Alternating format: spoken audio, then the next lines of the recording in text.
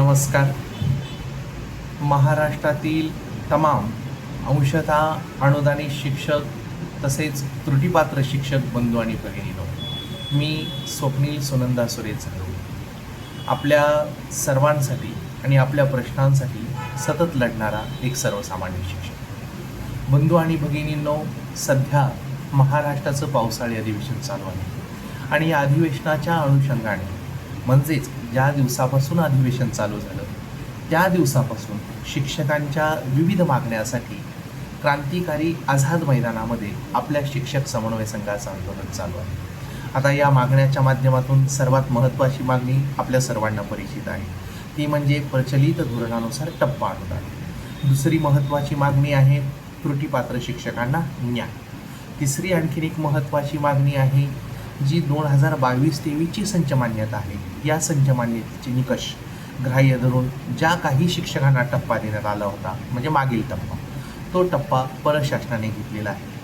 परंतु बांधवांनो, याचबरोबर आपल्या सेवानिवृत्तीचं वय 58 वर्षावरून 60 वर्ष करणं असू द्या, तसेच जे अंशतः अनुदानित शिक्षक आहेत त्या सर्वांना ठोस पेन्शन योजना असू द्या, त्याचबरोबर वैद्यकीय सोयीसुविधा यांचा लाभ असू द्या आणि इतर असे प्रश्न. मग या प्रश्नाच्या अनुषंगाने 22 तारखेपासून आपण आझाद मैदानामध्ये झुंजलेला आहे. बंधू आणि भगिनींनो, या सर्व आंदोलनाच्या माध्यमातून दिनांक 30 जून 2026 आपण बेमुदत रजेचं आव्हान केलं होतं आणि या बेमुदत रजेच्या आव्हानाच्या अनुषंगाने प्रामुख्याने अनेक शिक्षक म्हणजे ठराविक काही शिक्षक हे आझाद मैदानामध्ये उपस्थित आहेत आणि त्या सर्व शिक्षकांनी एकत्र येऊन काल म्हणजे शाळा बंद करण्याचा, म्हणजे दिनांक 7 आणि 8 जुलै रोजी शाळा बंद करण्याचा निर्णय घेतलेला आहे. बांधवांनो आणि भगिनींनो, संपूर्ण गोष्टी, संपूर्ण घडामोडी, संपूर्ण बाबी आज सोशल मीडियाच्या माध्यमातून तुमच्या सर्वांपर्यंत पोहोचत आहे. परंतु एक गोष्ट तुम्ही जाणीवपूर्वक अभ्यासा की फक्त चर्चा सध्याला चालू आहे. काल राज्याचे शिक्षण मंत्री माननीय दादा भुसे साहेब, तसेच संकटमोचक म्हणून ओळखले जाणारे जलसंपदा मंत्री माननीय गिरीश महाजन साहेब हे आझाद मैदानामध्ये आले होते आणि आझाद मैदानामध्ये आल्यानंतर आम्ही शिक्षकांसाठी प्रयत्न करणार आहोत आणि हे आम्ही दिलं आहे आणि आम्ही सकारात्मक आहोत अशा गोष्टी त्यांनी सांगितलेल्या आहेत. परंतु बांधवांनो, त्यांची सकारात्मकता जर कृतीमध्ये परावर्तित करायची असेल आणि त्यांच्या सकारात्मकतेला आपल्या यशाची जर जोडणी द्यायची असेल तर या 7 आणि 8 जुलै रोजी आपण आझाद मैदानामध्ये हजारोच्या संख्येने उपस्थित असणं अनिवार्य आहे. बंधू आणि भगिनींनो, गेल्या अनेक वर्षापासून हा संघर्ष आम्ही सर्वजण करत आहोत. गेली 25-30 वर्ष झालं हा टप्पा अनुदानाचा विषय हा शासन दरबारी आहे. शासनाने आपल्याला नक्कीच दिलेला आहे, नाही असं नाही, परंतु आपली पूर्ण भाकरी, कारण आपला पूर्ण पगार हा अजूनसुद्धा शासनाने दिलेला नाही. कारण समान कामासाठी समान वेतन हा आपला संवैधानिक अधिकार आहे, परंतु तो संवैधानिक अधिकार पूर्ण करण्यामध्ये आजपर्यंत शासन हे प्रयत्न करत आहे असं चित्र दिसतं. परंतु महाराष्ट्रासारख्या प्रगतशील राज्याला किंवा महाराष्ट्रामध्ये अतिशय संवेदनशील मुख्यमंत्री आणि त्याचबरोबर अतिशय कार्यशील असे उपमुख्यमंत्री हे या ठिकाणी कार्यरत आहे. माननीय देवेंद्र फडणवीस साहेब असतील, त्याचबरोबर माननीय एकनाथजी शिंदे साहेब असतील, या सर्वांना आपला प्रश्न चांगला परिचयाचा आहे. अनेक शिक्षक आमदारांनी सभागृहामध्ये या प्रश्नाच्या माध्यमातून विविध लक्षवेधी या सभागृहामध्ये मांडलेल्या आपण सर्वांनी पाहिल्या. याच्यामध्ये मग किरण सरनाईक साहेब असतील, याच्यामध्ये अभिजित वंजारी साहेब असतील, याच्यामध्ये आपले सर्वांचे लाडके आमदार माननीय ज्ञानेश्वर म्हात्रे साहेब असतील, त्याचबरोबर मराठवाडा शिक्षक मतदारसंघाचे आमदार माननीय विक्रम काळे साहेब असतील, माननीय अभ्यंकर साहेब असतील, या सर्वांनी हे प्रश्न अतिशय तळमळीने मांडलेले आपण पाहिले. परंतु त्यांनी मांडलेले प्रश्न आणि त्या प्रश्नावर शासनाने आजपर्यंत दिलेली उत्तरे फक्त आम्ही करतो अशीच आहे. परंतु बांधवांनो, एक गोष्ट लक्षात ठेवा, शासन हे नक्की देणार आहे, परंतु हे जर शासनाकडून लवकर करून घ्यायचं असेल आणि ते जर आत्ता याच अधिवेशनात करून घ्यायचं असेल तर दिनांक 7 व 8 जुलै रोजी हजारो शिक्षकांची उपस्थिती ही आझाद मैदानामध्ये असणे अनिवार्य आहे. बांधवांनो आणि भगिनींनो, आत्तापर्यंतचा इतिहास आहे की आजपर्यंत जे काही तुम्हा आम्हाला मिळालं आहे किंवा आजपर्यंत जे काही टप्पा अनुदान तुम्हा आम्हाला मिळालेले हे सर्व या आझाद मैदानाच्या माध्यमातून आणि हे सर्व आपण संघर्ष करून मिळवलेलं आहे. महाराष्ट्राचे सत्ताधारी पक्षातील मंडळी असू द्या अथवा विरोधी पक्षातील मंडळी असू द्या, तसेच सगळे सभागृहाचे आमदार असू द्या किंवा मंत्री महोदय असू द्या, या सर्वांना आपला विषय अगदी चांगला माहिती. तसेच या प्रश्नाच्या बाबतीमध्ये माननीय एकनाथ शिंदे साहेब यांना ज्यावेळेस आपण भेटलो त्यावेळेस त्यांनी सांगितलं आहे की मी सकारात्मक आहे आणि हे आम्ही केले, हे आम्हीच करणार आहे. परंतु या व्हिडिओच्या माध्यमातून सुद्धा किंवा आपल्या सर्वांच्या माध्यमातून सुद्धा अतिशय संवेदनशील व्यक्तिमत्व म्हणून एकनाथ शिंदेजी यांच्याकडे पाहिलं जातं आणि एकनाथ शिंदेजी साहेब हे अनाथांचा नाथ म्हणून ओळखले जातात आणि अनाथांचा नाथ याचबरोबरचा शिक्षकांचा सुद्धा नाथ त्यांनी व्हावं आणि खऱ्या अर्थाने पूर्ण न्याय हा आम्हा शिक्षकांना त्यांनी द्यावा अशी आमची अपेक्षा. तसेच याच महाराष्ट्राच्या विधिमंडळाला एक ऐतिहासिक वारसा आणि परंपरा लाभलेली आहे आणि या महाराष्ट्राचे कर्तव्यदक्ष मुख्यमंत्री म्हणून जे देवेंद्र फडणवीस साहेब आहेत त्यांनी त्या विधिमंडळामध्ये सांगितलं होतं की महाराष्ट्रातला कोणताही प्रश्न असू द्या, छातीला माती लावून मी तो प्रश्न सोडला. मग आझाद मैदानातील शिक्षक हे सुद्धा याच महाराष्ट्रातले आहेत आणि गेली अनेक वर्ष, गेले अनेक दिवस या शिक्षकांवर सतत अन्याय होतो.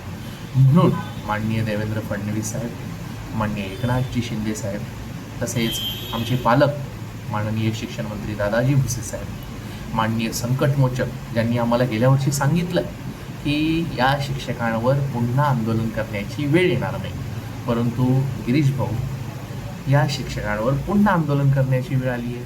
म्हणून माननीय गिरीशजी महाजन साहेब या मान्यवरांना आणि या मंत्री महोदयांना माझी अत्यंत, तसेच शिक्षक समन्वय संघाची आपल्या सर्वांची अत्यंत नम्रतापूर्ण विनंती आहे की आम्हा शिक्षकांचा हा प्रश्न तुम्ही प्रचलित धोरणानुसार टप्पा अनुदान देऊन आणि त्रुटीपात्र शिक्षकांना खरा न्याय देऊन मार्गी लावावा.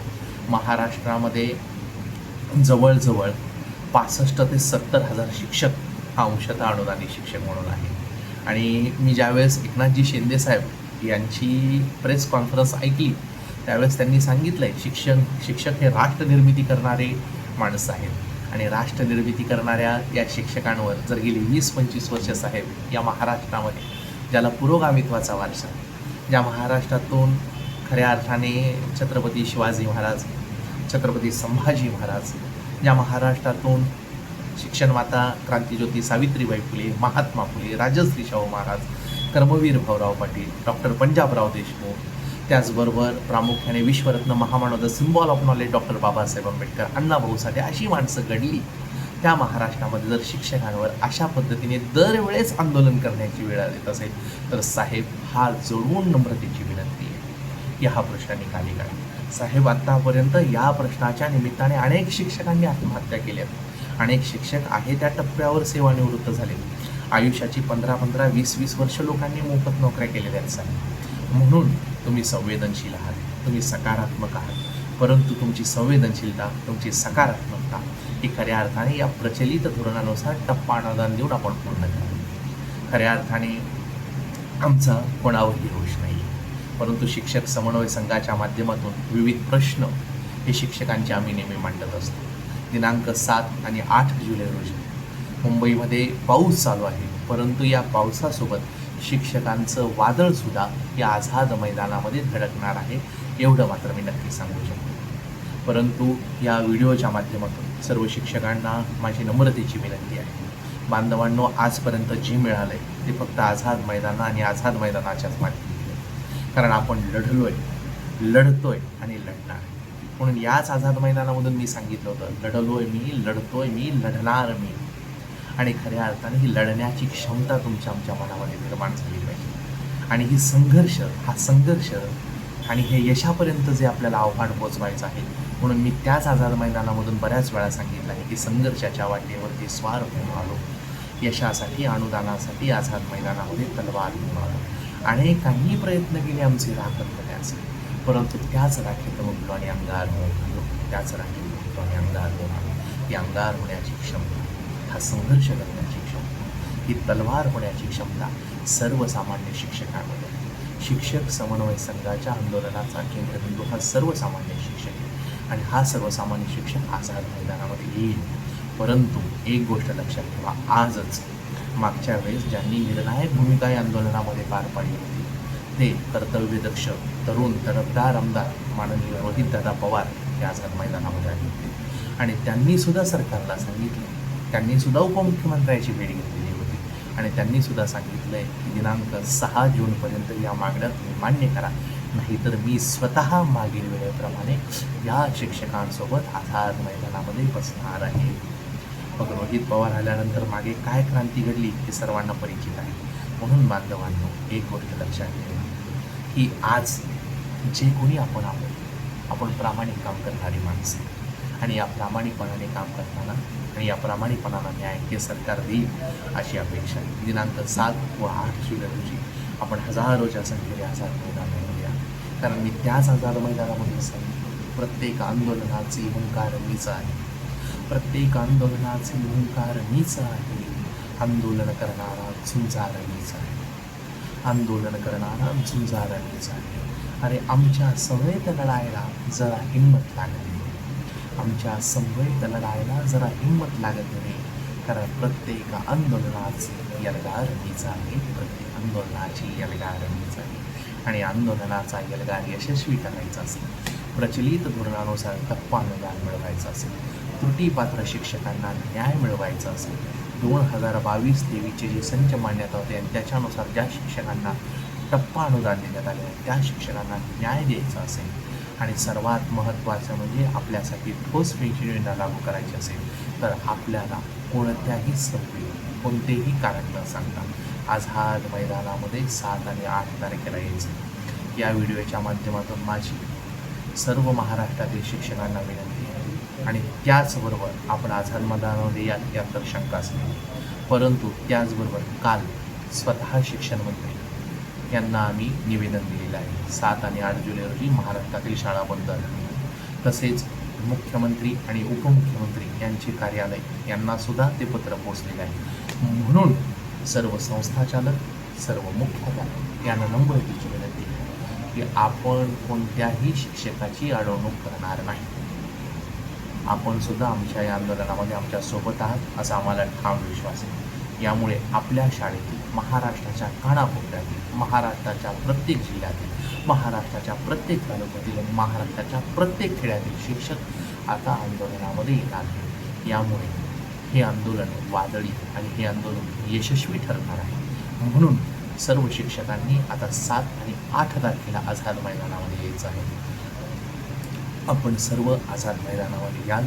जशी क्रांती मागील वर्षी घडवली तशीच प्रतिक्रांती आपण यावर्षी सुद्धा घडवू आणि या क्रांतीसाठी आपण सर्वजण आझाद मैदानावर येऊन या प्रचलित धोरणानुसार किंवा आपल्या ज्या काही मुख्य मागण्या आहेत त्या मागण्या यशस्वीपणे शासनाकडून पूर्ण करून घेऊ अशी अपेक्षा आहे. धन्यवाद. जय हिंद, जय महाराष्ट्र.